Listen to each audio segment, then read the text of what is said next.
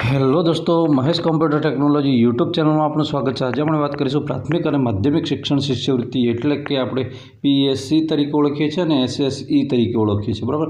રાજ્ય પરીક્ષા બોર્ડ દ્વારા એક એક્ઝામ જાહેર કરી દેવામાં આવી છે અને જો તમે અત્યારે 6થા ધોરણમાં ભણતા હોય, અત્યારે જો 9મા ધોરણમાં ભણતા હોય તો આ વિડીયો તમારા માટે છે અને તમને શિષ્યવૃત્તિ મળી શકે છે, ક્યારે મળી શકે છે, કેટલી મળી શકે છે, બરાબર। એની પરીક્ષા લેવાય છે કે નથી લેવાતી, એની આખી ડિટેલ પ્રોસેસ આપણે આ વિડીયોની અંદર વાત કરવાના છીએ।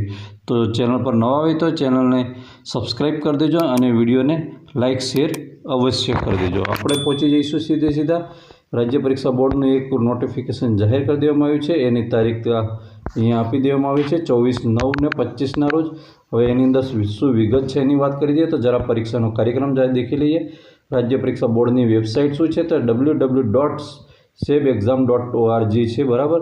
આ તમારા આનો ફોર્મ ભરવાનો સમયગાળો અહીંયા દર્શાવી દેવામાં આવ્યો છે 1/10થી માંડીને 15/10 સુધી, બરાબર। એટલે કે અહીંયા પરીક્ષા પરનો અહીંયા 1/10થી માંડીને 15/10 સુધીનો આપી દેવામાં આવ્યો છે, બરાબર। પણ તમારે જો ફી ભરવાની હોય તો ફી ભરવા માટે તમને 1 તારીખ એક્સ્ટ્રા આપવામાં આવી છે, એટલે કે 16 તારીખ સુધી તમે ફી લેટ ભરી શકો છો, બરાબર। એટલે કે બીજા નેક્સ્ટ ડે તમારો પરીક્ષાનો સમય આપી દેવામાં આવ્યો છે, બરાબર। એટલે અહીંયા આવશ્યક એટલે કે ઇમ્પોર્ટેડ સંજોગોમાં જ આ રેર કેસમાં પરીક્ષાનું ટાઈમ ટેબલ બદલાશે, બાકી નહીં બદલાય।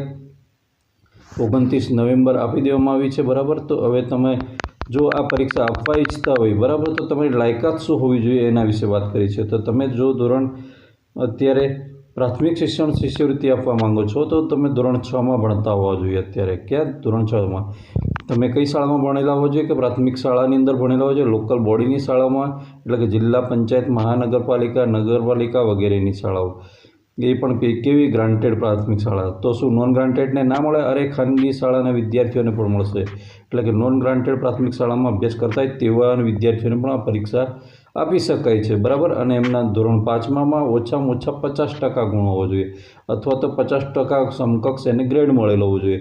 આવો જ વિદ્યાર્થી આ પરીક્ષા આપી શકશે। હવે વાત રહી આપણે ઉપરના ધોરણની, એટલે કે માધ્યમિક શિક્ષણ શિષ્યવૃત્તિ પરીક્ષા। તમને એવું થતું હશે કે સાહેબ આ શિષ્યવૃત્તિ કેટલી મળે એ કહી દો, એમ થાય, એ વાત આગળ કરું છું, ઉભા રહો। પછી જે વિદ્યાર્થી ચાલુ શૈક્ષણિક વર્ષમાં ધોરણ 9માં સરકારી માધ્યમિક શાળાઓની અંદર અભ્યાસ કરી રહ્યા છે, બરાબર, અથવા લોકલ બોડી શાળાઓમાં અથવા તો ગ્રાન્ટેડ માધ્યમિકમાં અથવા તો નોન ગ્રાન્ટેડ માધ્યમિકમાં સેમ ટુ સેમ અહીંયા આપી દીધું છે, તેવા વિદ્યાર્થીઓ માધ્યમિક શિક્ષણ શિષ્યવૃત્તિ આપીની પરીક્ષા આપી શકશે। અને ધોરણ 8માં એ વિદ્યાર્થીઓ ધોરણમાં ઓછામાં ઓછા 50% ગુણ કે 50% સમકક્ષ ગ્રેડ મેળવેલો હોવો જોઈએ, બરાબર।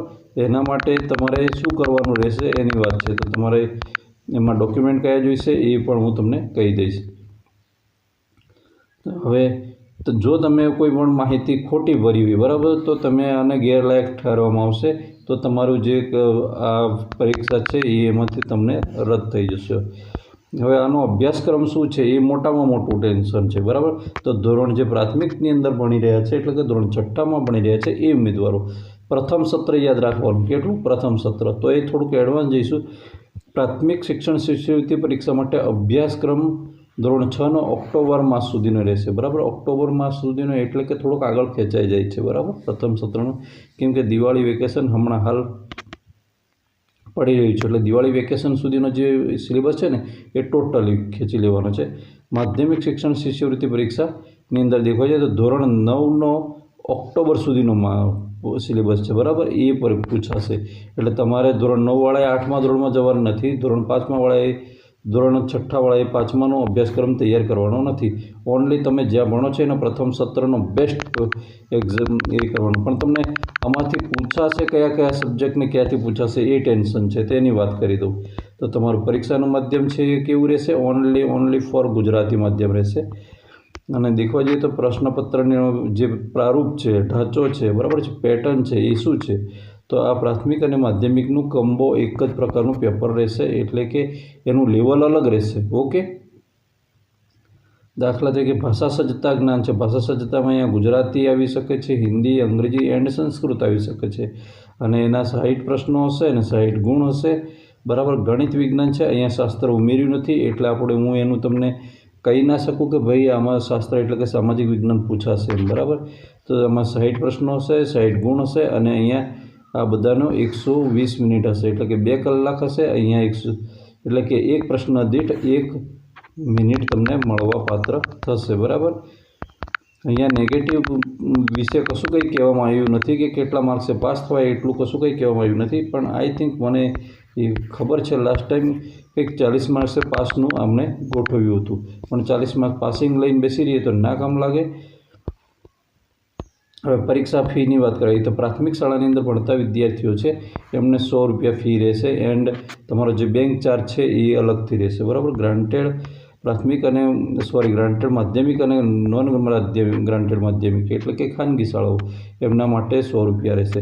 પણ જે ગવર્મેન્ટ સ્કૂલો છે, જે પણ ડિપાર્ટમેન્ટ બધા RMSA ને મોડેલ શાળાઓને ટ્રાઇબલ શાળાઓને આ બધી જ છે, લોકલ બોડી શાળાઓ આ બધી જ છે, એ માધ્યમિક શાળાઓને કોઈને પણ ફી ભરવાની નથી. કેમ કે આ જે એક્ઝામ છે એમના માટે જ હોય છે, એટલે કે એ ઉમેદવારો ફ્રીમાં આપી શકે, એમનો પ્રોગ્રેસ વધે એના માટે આ હોય છે. હવે તમારી આવક મર્યાદામાં કોઈ પણ આવક મર્યાદાની કોઈ જરૂર નથી. બરાબર. તમારા પપ્પાના જેટલા પણ પૈસાની ઇન્કમ હોય એનાથી કોઈ લેવા દેવા નથી. પણ અહીંયા તમે એમ કહેશો કે મેરિટમાં ક્યારે અવાશે અને શું છે, તો આ મોસ્ટ ઇમ્પોર્ટન્ટ તમને બધા ગોળ ગોળ વાતો કરતા હશે. કેવી વાતો કરશે કે સર સ્ટુડન્ટ તમને દર મહિને 1,000 રૂપિયા પર મંથ મળશે અને આમ તમને 12 મહિના સુધી આટલા હજાર મળશે ને આવું તેવું એવું બધું ગપ્પા મારતા હોય છે. બરાબર. કેટલાક તો કહેતા હોય છે કે 9મા દેશો તો 10મા ને 11મા 12મા સુધી મળશે.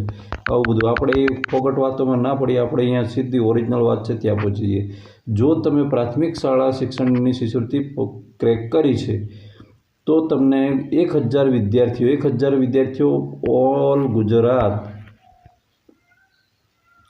અંદર આવેલા સૌથી વધારે માર્ક્સ લેવામાં આવેલા ત્યાંથી ગણતરી કરતાં નીચા ઉતરો ને જ્યાં 1,000 પૂરા થઈ જાય, બરાબર, સ્ટુડન્ટ મેરિટ ત્યાં આવીને અટકી જવાનું રહેતું હોય છે. બરાબર. એવા સ્ટુડન્ટો જે પ્રાથમિક શાળાના છે એને પર સ્ટુડન્ટ 1,000 રૂપિયા આપવામાં આવે છે. હા, કંઈક વધારવાની વાતચીત ચાલી રહી છે એટલે કદાચ આ વખતે પાછળથી સુધારો થઈ શકે, પણ 1,000 રૂપિયા આપવામાં આવે છે. ઓનલી 1 ટાઈમ આપવામાં આવે છે. બરાબર. હવે એવું થાય છે કે સર તો માધ્યમિકવાળાને શું હાલત છે? માધ્યમિકવાળાને દેખવા જઈએ તો માધ્યમિક શિક્ષણ શિષ્યવૃત્તિમાં દેખવા જઈએ તો એની અંદર આખા ગુજરાતમાં 2,900 વિદ્યાર્થીઓ પસંદ કરવામાં આવે છે. પ્રાથમિકની અંદર 1,000 પસંદ કરવામાં આવે, આમાં 2,900, આમાં 1,500 તો ગ્રામ્ય લેવલના છે. બરાબર. ગામડાની જે શાળાઓમાંથી બિલોંગ થાય છે અને પરીક્ષા આપે છે તે ઉમેદવારો. શહેરીની અંદર દેખવા જઈએ તો જે શહેરીવાળા ઉમેદવારો છે 1,000 છે અને ટ્રાઇબલ વિસ્તારના ઉમેદવારો છે એના 400 વિદ્યાર્થીઓને આ સ્કોલરશિપ ફાળવવામાં આવે છે જે સૌથી વધારે માર્ક્સ લાવ્યા છે. એટલે ટ્રાઇબલ વિસ્તાર છે એના બધા વિસ્તારો ભેગા કરવામાં આવે ને એમાંથી સૌથી હાઈએસ્ટ માર્ક્સવાળા સ્ટુડન્ટ છે એ રીતે ગણવામાં આવે. આ રીતે છે. બરાબર. અને એમને પણ 1 ટાઈમ શિષ્યવૃત્તિ મળે છે. હવે ઓનલાઈન અરજી કરવાની રીત છે શું છે એની વાત કરીએ છીએ.